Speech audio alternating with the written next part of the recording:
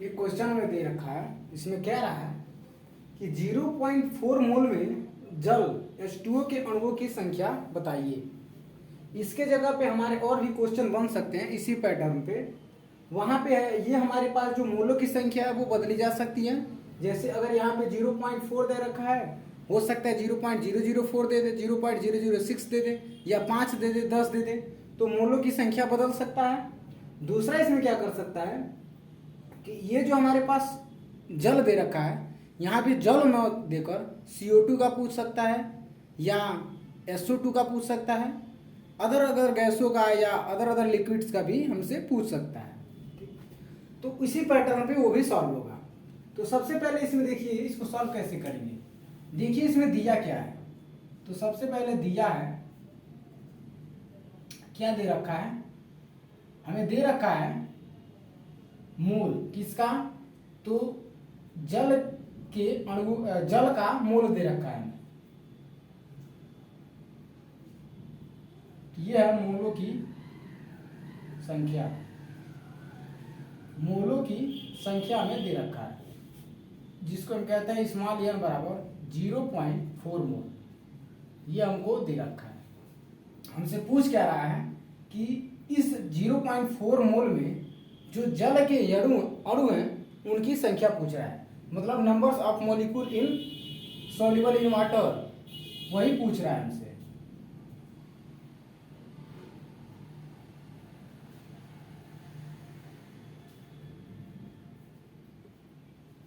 यह है H2O के परमाणुओं की संख्या,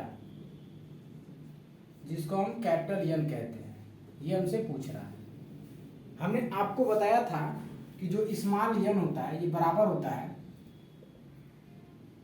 W अपान कैपिटल M। कब? जब आपका ये अगर जो जल है ये आपको ग्राम में दे रखा हो तब।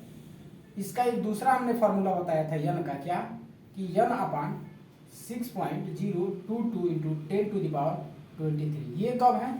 ये है कि जब हमारे पास जो पदार्थ है वो पार्टिकल्स के रूप में दिया हो।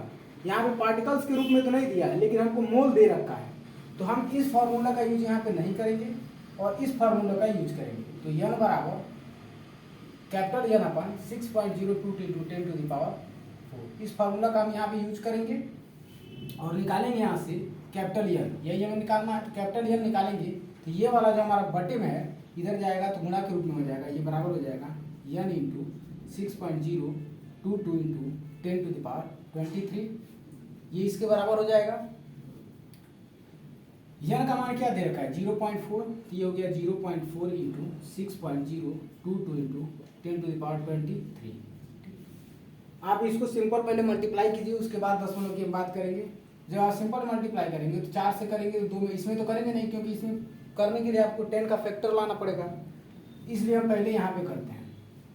तो 4 का करेंगे तो ये हो जाएगा 8, 4 का फिर से 2 में मल्टीप्लाई करेंगे तो 8, 4 का 0 में करेंगे तो 0, 4 का 6 में करेंगे तो ये हो जाएगा 24 इंटू 10⁻23। अब बात आती है दशमलव कितने अंक के बाद लगाया जाए।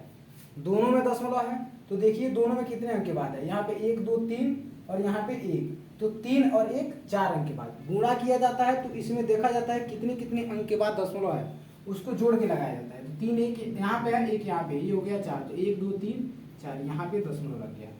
ये हो गया 2.4088 इंटू 10⁻23। ये किया है, ये है हमारा n।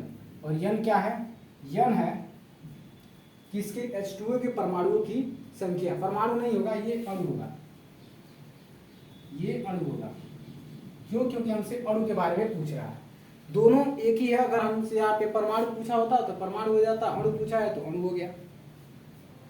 तो n बराबर 2.4008 इंटू 10⁻23 अणु होंगे किसमें? ये 0.4 मोल में।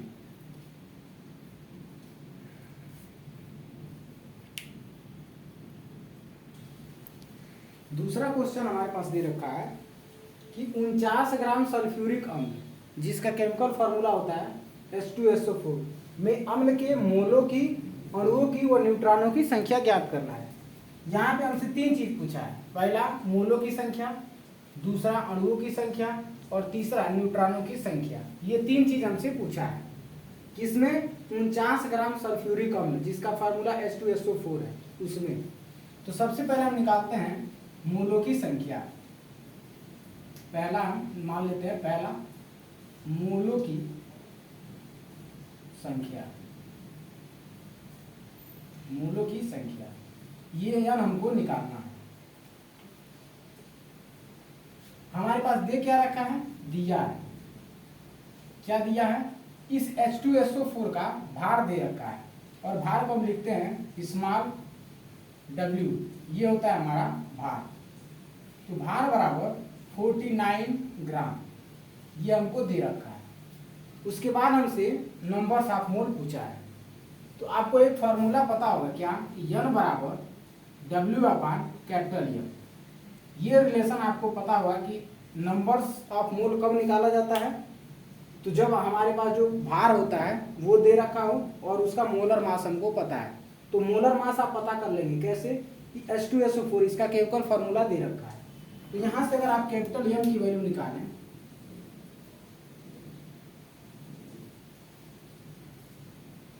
कैपिटल M की अगर आप वैल्यू निकालें तो कैपिटल M बराबर क्या होगा? तो हाइड्रोजन का जो मास होता है, द्रव्यमान होता है, कितना होता है? 2 होगा क्योंकि 2 हाइड्रोजन है, प्लस सल्फर का 16 होता है, प्लस ये हमारा है ऑक्सीजन। तो एक ऑक्सीजन का 16 क्योंकि इसका परमाणु क्रमांक 8, तो 16 गुणे 4, ये हो गया 16 चौको 64 प्लस 16 प्लस 2 बराबर, ये सल्फर 16 है तो इसका 32 होना चाहिए, ये 32 होगा। सल्फर का परमाणु क्रमांक 16 है तो इसका जो एटॉमिक मास होगा वो 32 होगा। ये जो है 4 × 6 = 2 8 और ये 6 × 3 = 9, ये हो गया 98। तो इसका जो मोलर मास है यम वो कितना निकल के आया? 98। अब आपको पता चल गया कि इसका मोलर मास कितना है और आपको W का मान यहाँ पे दे रखा है। अब यहाँ से आप निकालेंगे तो N बराबर 49/98, तो काटेंगे तो 1/2 आएगा, 1/2 मतलब N बराबर 0.5, 1/2 का मतलब 0.5। तो आपको पता चल गया कि 49 ग्राम सल्फ्यूरिक अम्ल में जो मोलों की संख्या होगी वो N बराबर 0.5 मोल होगा। दूसरा हमसे पूछ रखा है अणुओं की संख्या। दूसरा क्वेश्चन हमसे पूछ रहा है, ये था हमारा पहला। दूसरा हमसे पूछा है अणुओं की संख्या। अणुओं की संख्या क्या होगी, अब हम उसको निकालते हैं। अणुओं की संख्या जिसको हम कैपिटल N से रिप्रेजेंट कर रहे हैं। तो कैपिटल N और स्मॉल n में आपको एक संबंध क्या पता है कि N बराबर कैपिटल N/6.022 × 10⁻23, ये आपको पता है। यहां से H2SO4 में जो अणुओं की संख्या है वो निकालने के लिए आपको H2SO4 के मोलों की संख्या पता होना चाहिए और वो हमने पहले ही निकाल रखा है। N बराबर 0.5, तो N का मान हो गया हमारा 0.5 और ये हमारे पास दे रखा है। तो यहाँ से हम इस कैपिटल N का मान निकालेंगे तो कैपिटल N बराबर 0.5 मतलब N × 6.022 × 10⁻23, इसको हमने इधर क्रॉस मल्टीप्लाई किया। उसके बाद जो कैपिटल N बराबर होगा वो होगा 0.5 × 6.022 × 10⁻23 होगा। जब आप इसको मल्टीप्लाई करेंगे तो क्या होगा? ये होगा 5 × 10, ये हमारा हो गया 10 का 0 हासिल 1, 5 × 10 1 11 और बगल में 0 है तो ये 11 पूरा हो जाएगा। 5 × 6 = 30, ये 30 हो गया इंटू 10⁻23। ये क्या है? ये है हमारा कैपिटल N, ये हमारा कैपिटल N है। लेकिन दशमलव कितने के बाद है? तो 1 2 3 यहाँ पे, एक यहाँ पे 4, तो 1 2 3 और यहाँ पे ये दशमलव लग गया।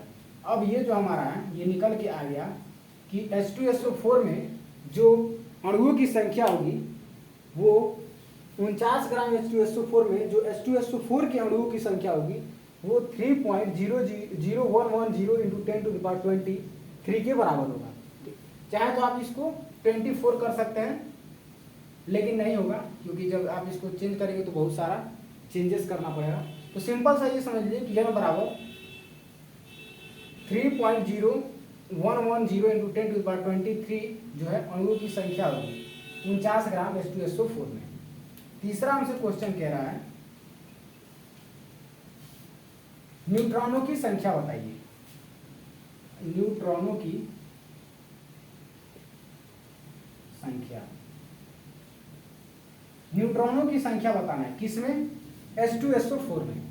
तो H2SO4 में जो न्यूट्रॉनों की संख्या होगी, तो हमारे पास जो हाइड्रोजन होता है H2, ये जो हाइड्रोजन होता है, इस हाइड्रोजन में ये हमारे पास न्यूक्लियस होता है, न्यूक्लियस में प्रोटॉन होता है और ये इलेक्ट्रॉन होता है, एक प्रोटॉन और एक इलेक्ट्रॉन होता है। इसमें जो न्यूट्रॉन होता है number of neutron equal to 0 होता है। तो यहाँ पे H2SO4 में जो न्यूट्रॉनों की संख्या होगी वो कितना होगा? ये बराबर होगा न्यूट्रॉनों की संख्या H2SO4 में बराबर होगा ये 0 प्लस यस में कितना होगा? तो यस में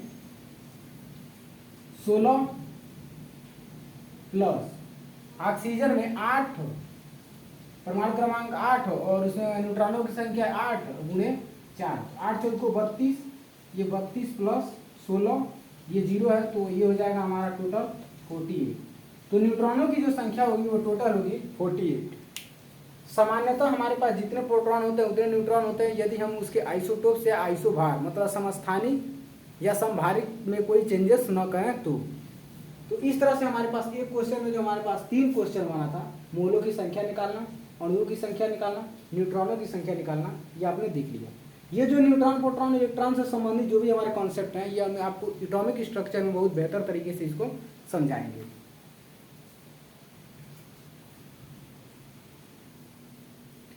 ये हमारे पास एक नया क्वेश्चन है जिसमें हमें परमाणुओं की संख्या पूछी है। किसके परमाणुओं की संख्या? तो नाइट्रोजन तत्व के परमाणुओं की संख्या पूछी है। कब? जब हमारे पास मोलों की संख्या पता हो तब हमको नाइट्रोजन के परमाणुओं की संख्या बताना है। जब हमको उसका मोलर मास पता हो तब हमको परमाणुओं की संख्या बताना है, और जब हम उसका भार जानते हो तब परमाणुओं की संख्या बताना है। और ये तीनों नाइट्रोजन के लिए ही है। तो जब आपका नाइट्रोजन मोल में है तब बताना है, उसका मोलर मास पता है तब बताना है, और उसका भार पता है तब बताना है। ये हमारे पास 3 क्वेश्चन है। तो सबसे पहले हम पहले क्वेश्चन को लेकर सॉल्व करते हैं जो हमारा मोल के रूप में दिया है, और इससे हम पता लगाते हैं कि 3 मोल में जो नाइट्रोजन के परमाणुओं की संख्या है वो कितनी है। तो सबसे पहले स्टार्ट करते हैं, लिखते हैं दिया है। क्या दिया है? नाइट्रोजन तत्व के मोलों की संख्या। तो मोलों की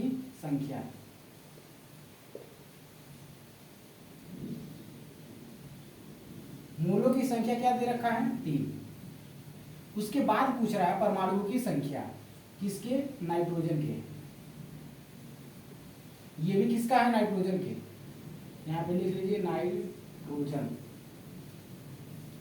नाइट्रोजन के मोलों की संख्या बराबर 3 नाइट्रोजन के परमाणुओं की संख्या।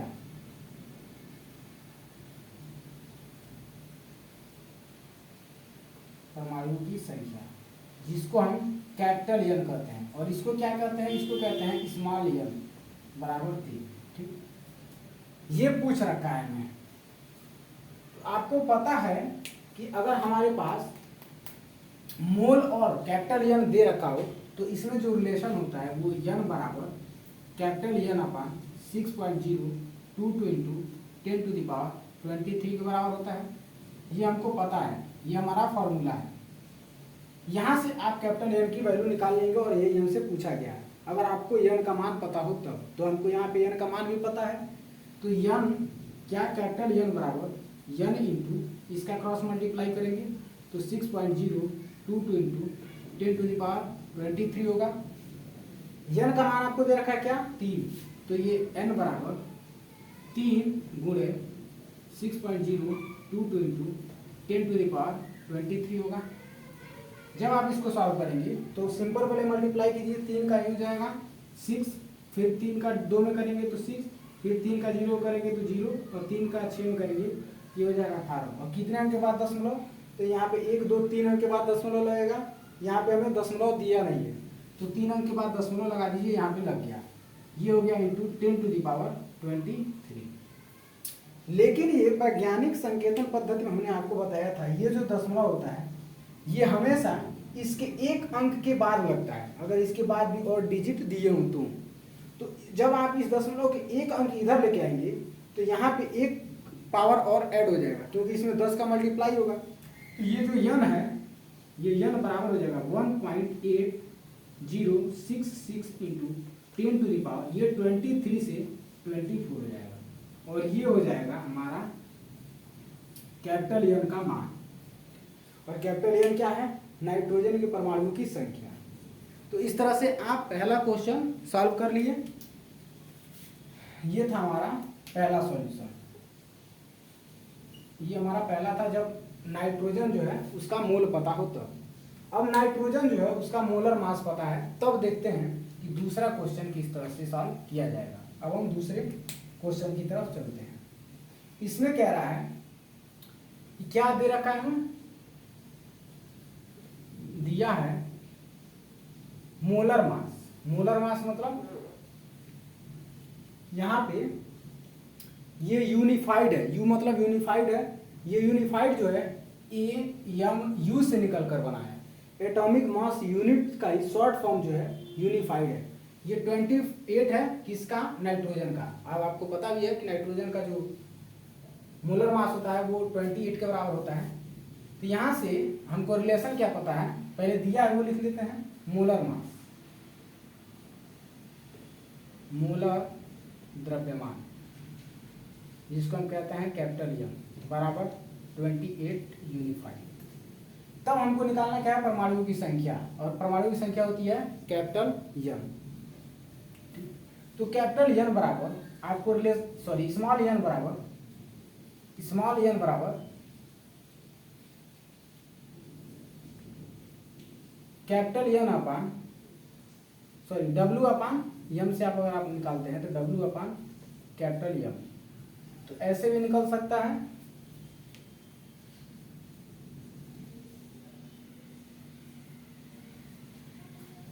और यहाँ पे एक और फार्मूला आपको पता है कि n बराबर 6.022 इंटू 10⁻23। ये दोनों फार्मूला एक बराबर होता है कब? अगर आपको n का मान भार में दिया हो तो ये रिलेशन होता है। n का मान अगर आपको नंबर्स में दिया हो, मतलब पार्टिकल्स का नंबर आपको पता है, तब ये रिलेशन होता है। हमको ये पता है और हमको ये तो दे रखा है, और इसमें ये हमसे पूछ रहा है।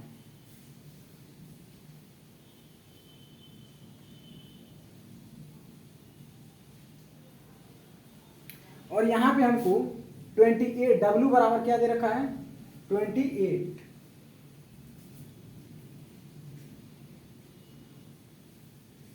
सॉरी, हमने जो आपको बता रखा था ये कैपिटल एम, ये 28 जो है ये कैपिटल एम नहीं है, ये W है, क्योंकि ये भार है, ये W है। ये किसका मान है? ये भार जो है ये भार है, और ये है W। और ये जो कैपिटल एम है ये मोलर मास है। तो जब आप कैपिटल एम निकालेंगे नाइट्रोजन का तो ये 14 के बराबर होता है। ठीक,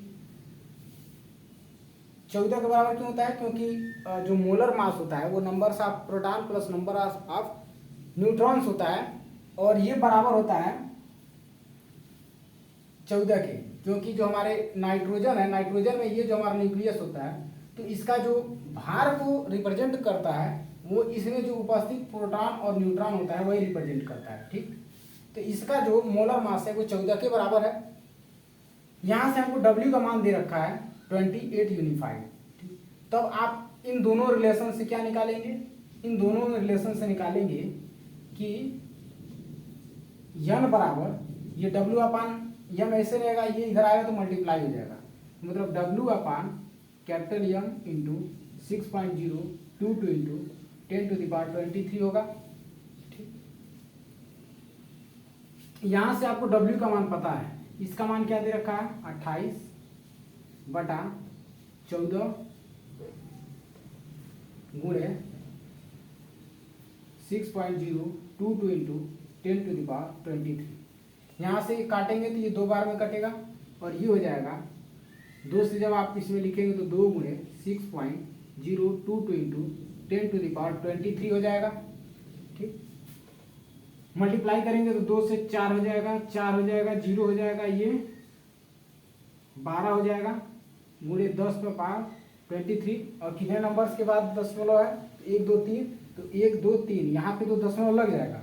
लेकिन ये वैज्ञानिक तरीके से जो हमने आपको बताया था कि वैज्ञानिक तरीके से जो सार्थक अंक को लिखने का तरीका होता है वो ये होता है, ये जो दशमलव है वो यहाँ पे आना चाहिए। तो जब आप दशमलव को एक अंक आगे लेके आएंगे तो 1.2044 इंटू 10⁻, ये घात 1 बढ़ जाएगा, 23 से 24 हो जाएगा और ये हो जाएगा यन। तो आपने देखा कि जो हमारा दूसरे में अगर आपको नाइट्रोजन तत्व का भार अगर 28 यूनिफाइड दे रखा हो, तब जो हमारा नंबर्स ऑफ एटॉमिक नाइट्रोजन का जो परमाणुओं की संख्या होती है वो होता है कि n बराबर 1.2044 इंटू 10⁻24 के बराबर होता है।